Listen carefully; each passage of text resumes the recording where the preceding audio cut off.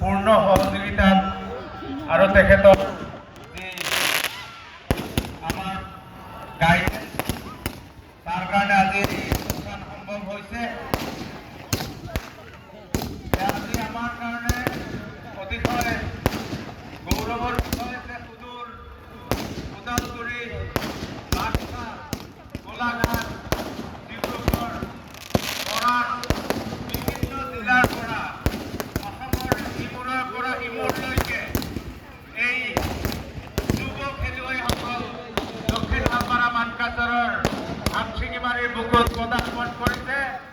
আজি সঁচাকৈয়ে শদিয়াৰ পৰা মানকাচৰলৈ একাকাৰ হৈছে।